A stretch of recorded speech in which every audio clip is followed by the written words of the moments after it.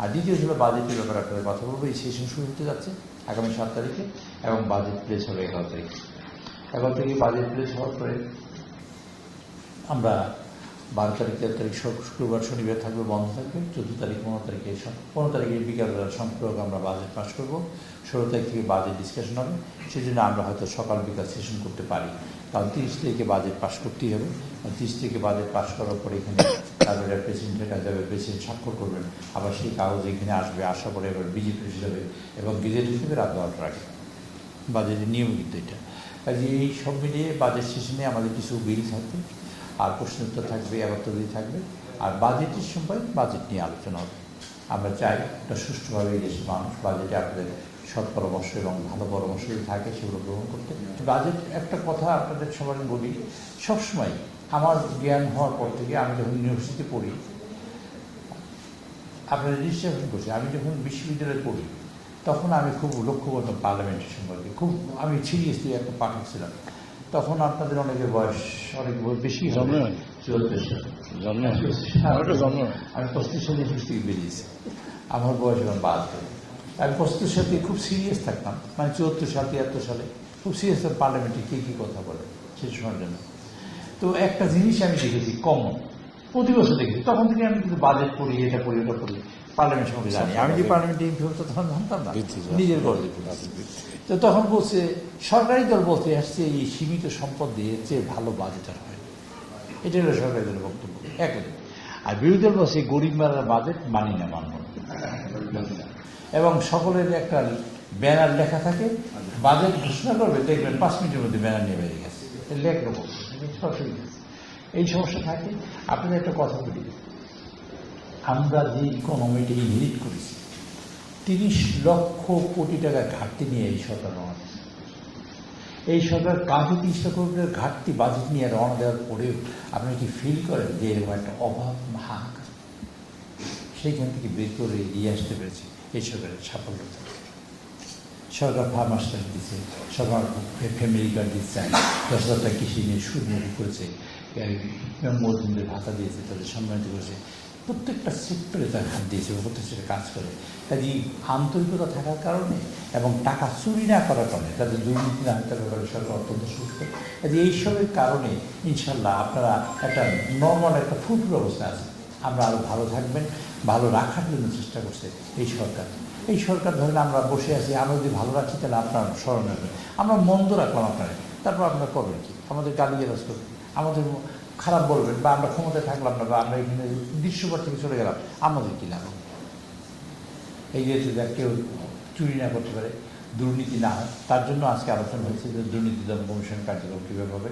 এই জন্য এগুলো কাজ সব চলছে। কিছুটা আপনারা তো জানেন রেড ট্যাপ কিছু মানছে, এখানে নীতি আমলাতন্ত্র আছে। আমলাতন্ত্রের কারণে আমরা সবাই ক্ষতিগ্রস্ত হই সবসময়। আপনারা সবাই গিয়ে সব জায়গায় একটা আটকা পড়ে, সেই জায়গাটা আমলাতন্ত্র, একটা ফাইল নড়বে না, চলবে না, ইত্যাদি সব থাকে। এটা সবসময় ছিল, এখনও আছে। আমরা নিরসন করার চেষ্টা করছি যাতে কম কষ্ট পেয়ে মানুষ যেন মানে নির্বিঘ্নে সকল কার্যক্রম করতে পারে, সেই চেষ্টাটা আমরা করছি। এবং সরকার যাতে ভালো চালাতে পারে, দেশের মানুষের কল্যাণ হয়, সর্বোপরি মানুষের একটা ওয়েলফেয়ার স্টেট আমরা দিতেছি, একটা কল্যাণমুখী রাষ্ট্র করতেছি, একটা মানবদরদী মানবিক রাষ্ট্র আমরা বানাচ্ছি, আর একটা গণতান্ত্রিক রাষ্ট্র বানাচ্ছি। গণতান্ত্রিক রাষ্ট্র বানাবার আমাদের অভিপ্রায় আছে। আমরা চেষ্টা করছি আপনাদের সকলের সহযোগিতা, আপনারা সবাই এগিয়ে আসবেন। আমাদের দেশে কিন্তু মানুষ খুব নেগেটিভ কথা সহজে নেয়, আর পজিটিভ কথা কিন্তু নিতে পারে না, নেয় না। পজিটিভ কথা বিশ্বাস করে, মানে বিশ্বাস করলেও ওরা পড়তেছে না। নেগেটিভ কথাটা খুব সহজে গ্রহণ করে এবং অনেক পরে, এবং নেগেটিভ চর্চা হয় এখানে অনেক বেশি। যে কারণে আপনি দেখবেন সকল পত্রিকার ফার্স্ট পেজে 10টা নিউজ থাকে, তার 9টাই থাকবে নেগেটিভ, 8টা থাকে নেগেটিভ। আমরা পজিটিভিটিকে আঁকি না, 53-54 বছর বয়স, আমরা যখন চলে যাবো তারপর পরবর্তী জেনারেশনে আমরা কী দিয়ে যাবো? পরবর্তী প্রজন্মে আমরা সবাই বাঁচতে পারি। আপনারা সবাই যারা বসে আছেন সবাই রাতে ভাত খাবেন, সবাই গাড়িতে চলবেন, সবাই বাড়িতে গিয়ে ঘুমাবেন, প্রত্যেকের সাথে টাকা জড়িত। কাজেই মানুষ যত স্বাবলম্বী হয় সেই ক্ষেত্রে আমাদের দেশটা কেউ করে নেয়। আমরা করছি ফাইন, আমাদের সাথে থাকে, আমরা যখন করবো না তখন থাকেন, তখন আপনি সমস্যা করবেন। আপনাদের অনেক ধন্যবাদ। আসসালামু আলাইকুম। সময়ের সাথে সাথে দেখা দেয় নিত্য নতুন প্রয়োজন, রেডি থাকতে হয় প্রতি মুহূর্ত। তাই এলো ইনোভার, যেন আপনি লাইফে থাকেন রেডি প্রতিদিন। Innova, designed for now. যেসব ভুল ত্রুটি ইতিমধ্যেই আমাদের কারিকুলামে সংযোজিত হয়েছে সেগুলো যেমন বর্জন করা, একই সময় কারিকুলা আপডেটেড করা। এবং মাননীয় প্রধানমন্ত্রী বলেছেন যে যে কার্য, যে শিক্ষা কর্মমুখর এবং কাজ শিখাবে এবং একটা মানুষ কাজ করে বেঁচে থাকতে পারে এবং রিয়েলি শিক্ষিত হতে পারে এমন কর্মসূচি প্রণয়ন করার জন্য, এমন কারিকুলাম প্রণয়ন করার জন্য মাননীয় প্রধানমন্ত্রী কথা বলেছেন। আর প্রাথমিক শিক্ষার ব্যাপারে বলেছেন যে একজন শিক্ষক একটি ট্যাব সেই হিসাব করে এবং হ্যাপি লার্নিংয়ের একটা অ্যারেঞ্জমেন্ট করা এবং মিড ডে মিল চালু করা। এবং মিড ডে মিল চালু করার ক্ষেত্রে দুই একটা জায়গায় আমাদের খবর পেয়েছি যারা তারা মানসম্মত খাবার পরিবেশন করেননি, তাদের বিরুদ্ধে ব্যবস্থা নেওয়ার জন্য সিদ্ধান্ত তৈরি করেছে আজকে। দ্বিতীয়ত হলো আমাদের এরপরে আমরা আলোচনা করেছি আমাদের স্বাস্থ্য মন্ত্রণালয় সংক্রান্ত বিষয়ে। স্বাস্থ্য মন্ত্রণালয় অত্যন্ত বিভিন্ন কার্যক্রম পদক্ষেপ গ্রহণ করেছেন, তার মধ্যে হসপিটালগুলো আপডেটেড করা, হসপিটাল ইকুইপমেন্টস দেওয়া এবং হসপিটালে ওষুধ সরবরাহ করা। একই সাথে এই যে যক্ষা মানে কী বলে হাম এবং আমাদের এখন যে করোনার মানে শুরু হয়েছে, মানে ডেঙ্গু শুরু হয়েছে, তা হামের ব্যাপারে তারা অনেক স্ট্রং পদক্ষেপ নিয়েছে এবং সব উপজেলায় হামের কার্যক্রম চলছে এবং হাম মোটামুটি একটা পর্যায়ে সীমিত হয়ে আসছে।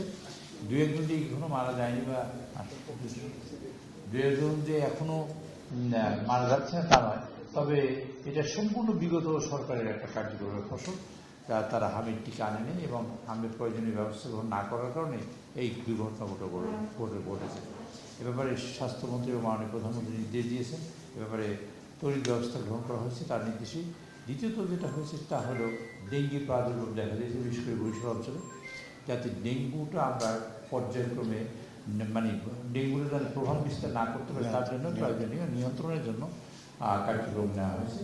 এটা মাননীয় মানে স্বাস্থ্যমন্ত্রী এবং মাননীয় প্রধানমন্ত্রী নির্দেশ দিয়েছেন। একই সাথে বাংলাদেশে স্বাস্থ্য ব্যবস্থার সার্বিক উন্নয়নের জন্য যেসব কাজ করা দরকার বলে তিনি মনে করেছেন বা মনে করে সেই সব কার্যক্রম হাতে নেওয়ার জন্য তিনি বলেছেন এবং মানে অনেক পদক্ষেপ নেওয়া হয়েছে ইতিমধ্যে স্বাস্থ্য বিষয়ে। তারপরে 3 নম্বরে আমরা আলোচনা করেছি আমাদের যোগাযোগ মন্ত্রী কথা বলে হাসপাতালের সাথে, হাসপাতালের ব্যাপারে চীনের সাথে 5টা চুক্তি হয়েছে ইতিমধ্যে, 1000 বেডে 5টা এবং এর মধ্যে নীলফামারীতে একটা হবে। আর ইতিমধ্যেই মাননীয় প্রধানমন্ত্রী দিয়েছে কমপক্ষে এর মধ্যে একটি হসপিটাল হবে শুধুমাত্র মেয়েদের জন্য এবং কমপক্ষে, আবার যদি 2টি হয় তাতে কোনো অসুবিধা নেই, মেয়ে এবং শিশুদের জন্য করা হয়েছে এবং সেভাবে কার্যক্রম চলছে। স্বাস্থ্য খাতে, শিক্ষা খাতে তো কথা বললাম। তারপরে হলো আমাদের যোগাযোগ মন্ত্রী কথা বলেছেন যোগাযোগ ব্যবস্থাপনা নিয়ে।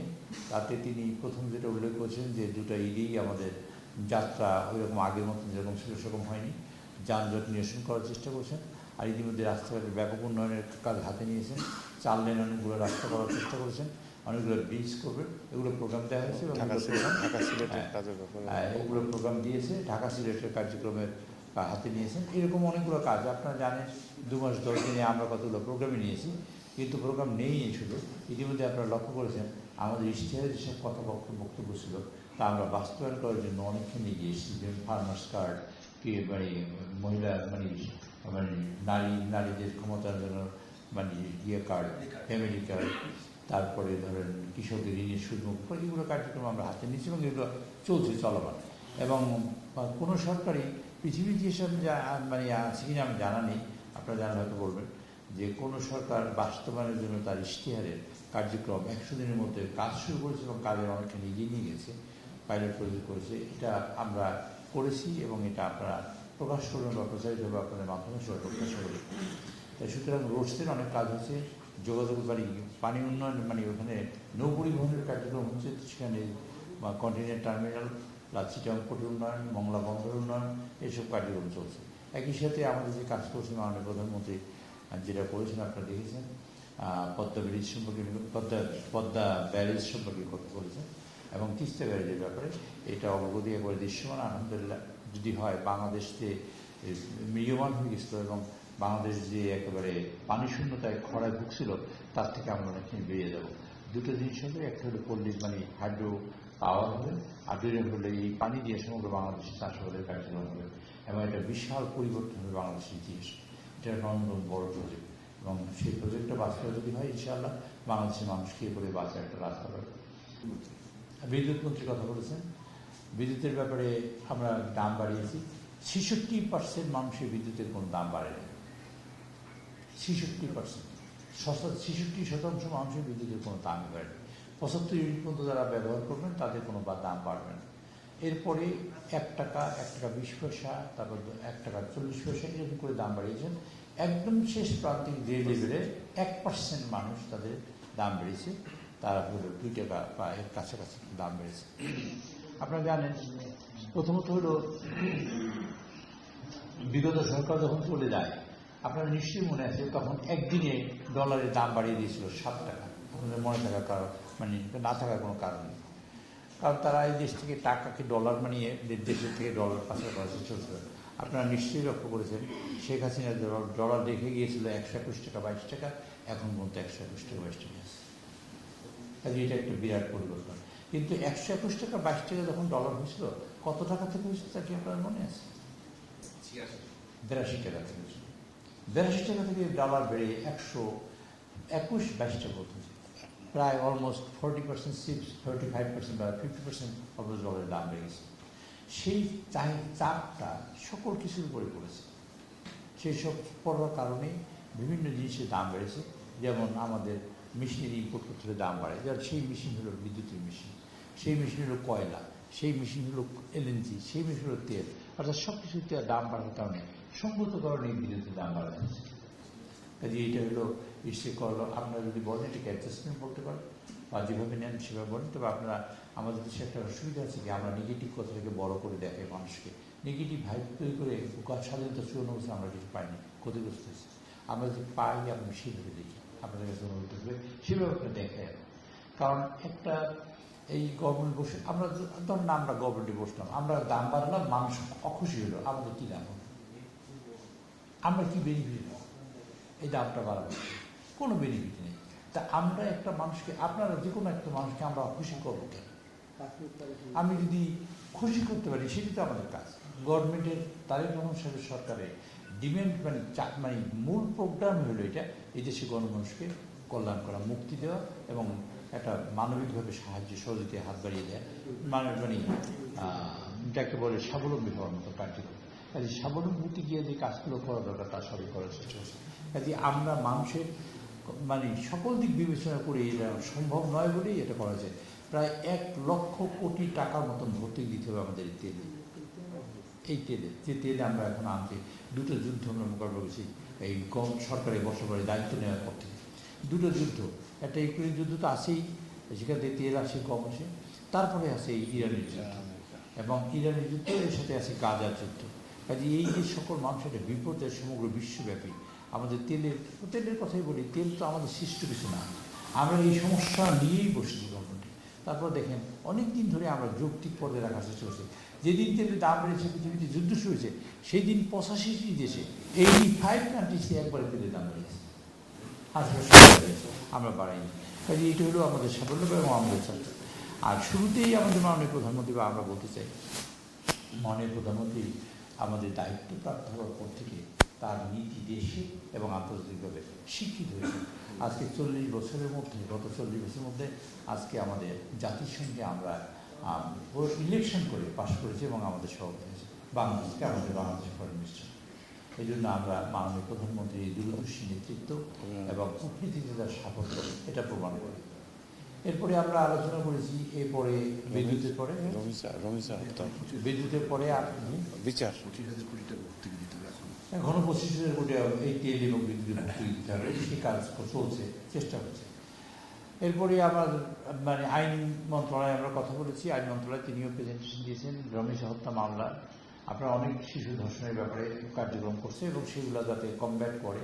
একটা দেশে 20 কোটি মানুষ, আমরা তো প্রত্যেকটা মানুষকে চেষ্টা করছি যে যাতে আইন শৃঙ্খলা একটা নিয়ন্ত্রণ থেকে ডেটারেন্ট ফ্যাক্টর হিসেবে কাজ করে এবং সব মানুষ যেন আইনকে মানে সে মতো চালিত আলোচনা চলছে। রমেশা অত্যন্ত স্পর্শগত মাননীয় প্রধানমন্ত্রী গেছেন, যে আমাদের মাননীয় স্বরাষ্ট্রমন্ত্রী গেছেন এখানে, এবং তিনি পৃথিবীতে আপনারা জানবেন যে পৃথিবীতে এই অঞ্চলে স্বল্পতম সময়ের মধ্যে যে বিচার হবে সেটা হলো রমেশের বিচার। আগামীকালকে তার রায় হবে এবং 7 দিন 7 দিনেই বিচার হয়ে 1 মাসের মধ্যে তার রায় হচ্ছে এই রমেশ হত্যা মামলা। কাজে এটা একটা পরিধানযোগ্য হবে এবং এটা একটা আপনাদের এক্সাম্পলারি একটা সিদ্ধান্ত হবে বাংলাদেশের আইন ব্যবসা বা আইনের ক্ষেত্রে। একই সাথে তরুণ হত্যা মামলা আসামি গ্রেপ্তার হয়েছে, আপনি জানেন। সেটা গ্রেপ্তার হয়েছে ইতিমধ্যে, এবং সে 164 করেছে এবং স্বীকারোক্তি দিয়েছে, এবং বিচার কাজ শুরু হবে, আরও লোক গ্রেপ্তার হবে। কাজে এই কার্যক্রমে আমরা হাত দিয়েছি। আমাদের একটা জিনিস বুঝবেন আপনারা, আমাদের ইচ্ছা আছে কিনা, আপনারা গুরুত্ব দেবেন আমাদের ইচ্ছা আছে কিনা, আমরা অনিচ্ছাকৃত অথবা পারপাসলি আমরা কোনো কাজ করছি কিনা, চেষ্টা করছি দেশের মানুষের কল্যাণের জন্য। এরপরে আমাদের স্বরাষ্ট্রমন্ত্রী কথা বলেছেন, স্বরাষ্ট্রমন্ত্রী তার প্রেজেন্টেশন দিয়েছেন, সময়ের স্বল্পতার কারণে তিনি বেশি প্রেজেন্টেশন দিতে পারেন নাই। তিনি একটা কথা খুব পরিষ্কার করে বলেছেন, দেশে চাঁদাবাজের কোনো জায়গা নেই, চাঁদাবাজের কোনো জায়গা হবে না, দেশে মাদকের কোনো জায়গা রাখা হবে না। সেই কারণে যদি কোনো মাননীয় আমাদের দলের অথবা বিদলের যেখানেই হোক না কেন, যেই লোকই মানে অসুবিধা তৈরি করবেন এরকম কার্যক্রম, তার ব্যাপারে কঠোর ব্যবস্থা নেওয়া হবে এবং অতি শীঘ্রই আপনারা সেটা দেখতে পাবেন। দলের লোক হলেও মাফ হবে, হ্যাঁ, এবং দলের লোক হলেও কোনো মাফ হবে না। তিনি খুব পরিষ্কার করে বলেছেন, মাননীয় প্রধানমন্ত্রীকে সাহায্য দিয়েছেন। মাননীয় প্রধানমন্ত্রী আজ যে কাজটা বলেছেন যে বিভিন্ন পর্যায়ে বিভিন্ন রকম ক্রাইম হচ্ছে, সকল ধরনের ক্রাইম আমরা বন্ধ করার চেষ্টা করছি। স্পেশালি যে জুয়া চলছে, এখানে বিভিন্ন পদ্ধতিতে জুয়া চলছে, সেই জুয়া যাতে বন্ধ হয় সেভাবে কাটানো।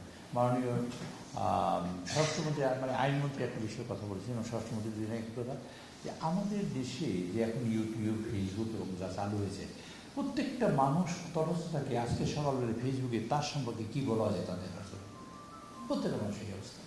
কাজে এইরকম একটা পরিস্থিতিতে এই বাকস্বাধীনতার অর্থ হইলে যে স্বাধীনতাকে অপব্যবহার করা এবং মানুষের একজন ক্যারেক্টার অ্যাসিনেশন করা, ক্যারেক্টার ধ্বংস করা এবং ট্রায়াল করা মানুষকে, যে একটা মিথ্যা ঘটনা দিয়ে এরকম করে ফেসবুক ইউটিউবে করা হচ্ছে। এ ব্যাপারে আমি আপনাদের, ওনারা যেমন সহযোগিতা চেয়েছেন, আমি আপনাদের সহযোগিতা চাই, আপনারা এগিয়ে আসেন। এগিয়ে আসেন এই জন্য দেশকে পাশে থেকে এর কোনো বিকল্প নেই। সেটা হলো পদ্ধতিতে কী করা যেতে পারে, সেটা হলে আপনারা বলেন, আমরাও নিজের আলোচনা করব। বিদেশি কিছু কিছু সংস্থা আছে, তারাও বলছে যে তোমাদের এখানে তো এই কাজ করানো হচ্ছে, যেমন IRI, NDA এরকম সংস্থা বলেছে যে কী করা যেতে পারে। আমরা যদি সবাই মানে সোচ্চারভাবে বলেন যে হ্যাঁ এটা হয়তো পরিবর্তন হোক, অথবা এটা কীভাবে নিরসন করা সম্ভব, সেভাবে যদি আপনারা কোনো দায়িত্ব পালন করেন বা আপনারা যদি বলেন, তাহলে সেগুলো সরকার কগনিজেন্সি নিয়ে বাস্তবায়ন করা যায় কীভাবে সেটা চেষ্টা করে দিই। এই কার্যক্রম সবশেষ মাননীয় প্রধানমন্ত্রী সবাইকে ধন্যবাদ দিয়েছেন এবং এই কথা বলেছেন, মাননীয় প্রতিটি সদস্যকে বলেছেন এই কথা যে আপনার নির্বাচনী এলাকায় সরকারের প্রণীত যেসব প্রোগ্রাম আছে সেগুলো বাস্তবায়ন হয় কিনা সেটা দেখবেন আপনারা, এবং সেগুলো হচ্ছে তা নিশ্চিত করবেন আপনারা। স্কুলের শিক্ষকরা থাকে না, বাচ্চাদের স্কুলে আসে না, তারপর হসপিটালে কাজ হচ্ছে না, এই যে কাজ হচ্ছে না সরকার চায় আন্তরিকভাবে, কিন্তু কাজ যদি না হয় তাহলে তো লাভ হবে না। কাজে এই কাজটি যাতে হয় এ ব্যাপারে আপনারা দায়িত্ব পালন করবেন এবং নিশ্চিত করবেন। এই মাননীয় এই আহ্বান জানিয়ে মাননীয় প্রধানমন্ত্রী আগামী বাজেট সেশনে আমরা এই দুটো ভাগে একটা করে আগে বাজেট সেশনে সবাই যাতে থাকেন এবং অংশগ্রহণ করেন সেভাবে আহ্বান জানিয়েছেন।